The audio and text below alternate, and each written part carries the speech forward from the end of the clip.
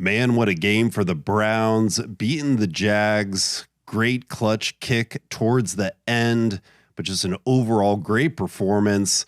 I do say Kevin Stefanski, I think in this game alone, coach of the year, maybe coaching staff of the year. Drew, what did you think about that Jags game?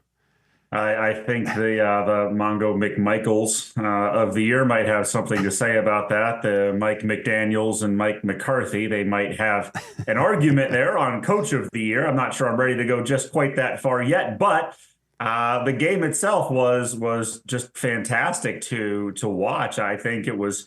I don't think it was as close as that score indicated. I know that the Jaguars made it close. I know they never gave up. I give you sort of tip the cap to them, but it was a game that I think gave me a lot of confidence in this Joe Flacco led B squad Browns team with now their fifth and sixth string offensive tackles, their backup and third string running back, and they're piecing it together here. Plenty of injuries, offense and defense, but they still got it done. The defense generated 4 sacks, 3 INTs, a fumble. Trevor Lawrence had to throw the ball 50 times to generate net 235 passing yards. And the run defense was better. That's been a problem in the past. And they limited their best back, Travis Etienne, to 2.5 yards per carry. So I was really encouraged with that game. The quarterback play was phenomenal. I think Eric's gonna talk about that in a little bit. I'm sure. But my sort of concern here is that it sure feels like something is a little broken with the Browns running game. It's something to watch. I think they threw the ball because they had to that game. That was the first time I could say it wasn't Coach Stefanski trying to get cute. They did try to run the ball. They gave the top two backs a combined 22 carries. That's about what you're looking for, I feel like. And even then, they only generated 78 yards, 3.5 yards per carry. Because of that, you had to throw the ball 45 times a game. This is a game they were leading almost the whole time. So that's sort of my concern. I'm looking to see if they can get that running game going against some of these teams here down the stretch that maybe their defenses aren't as great. I'm talking about the last place Cincinnati Bengals. I'm talking about the Chicago Bears. You're hoping that they get a chance to get on track here towards the end of the season. We did get some more bad news. Dwan Jones sorely missed in that game against the Jags, out for the rest of the season. And I think that's why I'm arguing Kevin Stefanski has done an incredible job. Jim Schwartz, incredible job. This team has dealt with a crazy amount of injuries and has continued to win in some of these crazy situations. Eric, we've got a tougher foe this week. The Bears, good win against the Lions, but not as easy as we thought probably a couple weeks back.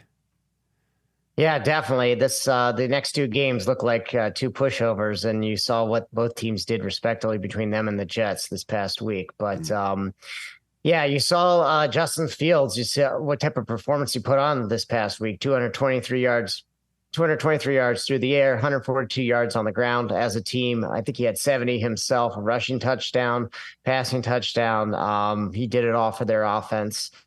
I'd like to see the Browns limit his ability to run because Gardner Minshew a few months ago was running up and down the field against this defense. So we haven't had to go against one of those type of quarterbacks recently. So that's something that they need to kind of rectify this Sunday.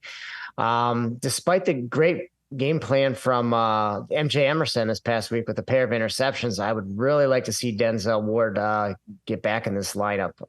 DJ Moore, Darnell Mooney are their two top receivers. Moore's been having a pretty solid year. Mooney's touch and go, but the more help we can get on the defense, the better. And Cam Mitchell, played admirably, coming back from IR as a rookie. But again, all hands on deck. We need as many guys we can. On On the other receiving targets, Cole Kmet, Deontay Foreman. I think there was a good test this past week with Evan Ingram and Travis Etienne in the passing game. Evan Ingram had a lot of catches, but not a lot of yards. So I'm hoping that can kind of transfer over this week. Cole Kmet, not as good as a tight end as Ingram, but he's still pretty solid. I'm really concerned about the safety spot, though, of who's going to be covering that tight end, especially with Juan Thornhill not playing and Grant Delpit potentially missing multiple weeks. Ronnie Hickman got the start, the undrafted rookie from Ohio State, DeAnthony Bell. Again, we're kind of piecemealing it together, but somebody's going to have to step up in that secondary. So, it's going to be a challenge. Kind of surprised that they gave him a lot of wiggle room, I guess, in the books, but we'll touch on that later. It should be a challenge. They all are, but I still always like our chances at home, and hopefully they can put the right game plan in defensively. And then to the offensive perspective, we have the running backs capable, but do we have a lot of moving parts in the offensive line?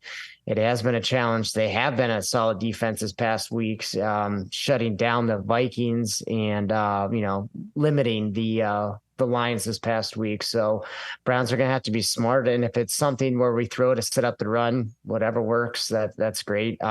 We can do our short yardage with Kareem Hunt and Jerome Ford and maybe Pierre Strong in those early downs, but they're the coaches, not me. But I think they can put a good game plan together on both sides of the ball.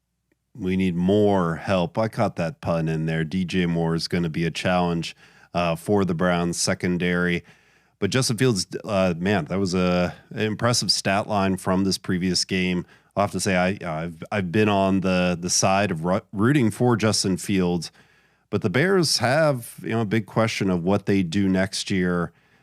Drew, I don't know if if Justin Fields is that quarterback that the Bears should stick with, or we could maybe help out the Bears and help out their draft.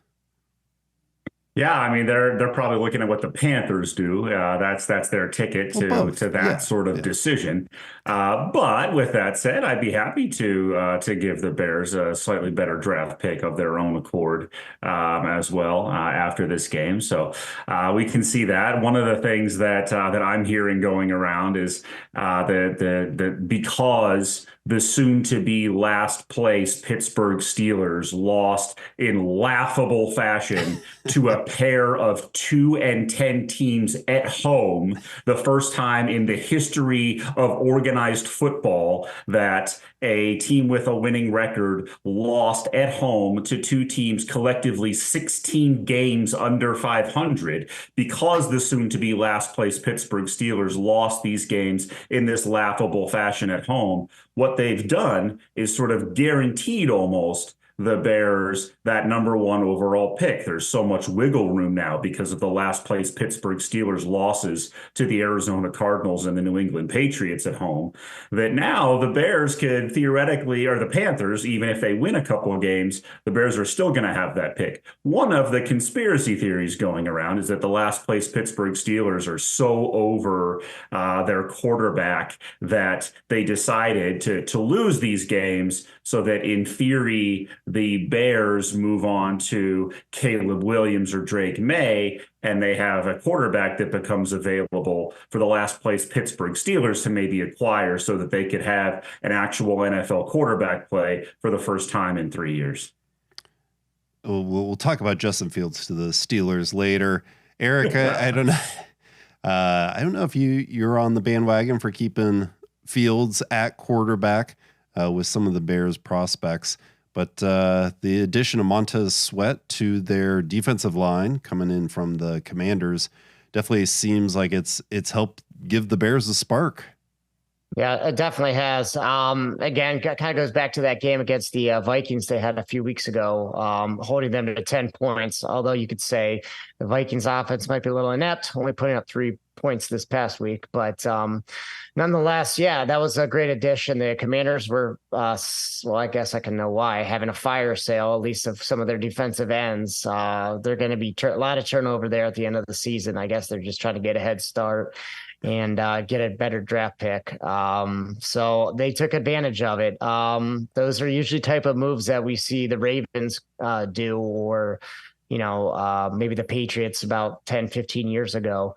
But yeah, the more power to him. He's going to be a challenge. We just went up against Josh Allen this past week. So hopefully our defense or our offensive tackles are ready for a challenge like Montez Sweat. But, yeah, they got a good one there, and I think we should be able to handle them. Hopefully, we don't have to resort to the type of tactics that the Jaguars were doing towards Myles Garrett. But we'll keep things above board, and we'll play by the rules. So still like our chances.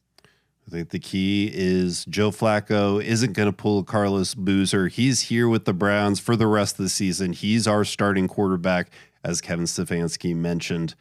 And that's exciting. What a great quarterback performance. A couple blown coverages there that padded the stats a bit. But Joe, center of the offense, Drew, like you mentioned, running game had some issues, but moving the ball around, seeing passes to Cedric Tillman, getting the whole offense, seeing great results from David Njoku. Man, it's really exciting to see Flacco take control of this offense, and we got some real playoff hopes ahead. For those of you that had the under on 0.5 Carlos Boozer references, pay your bookies.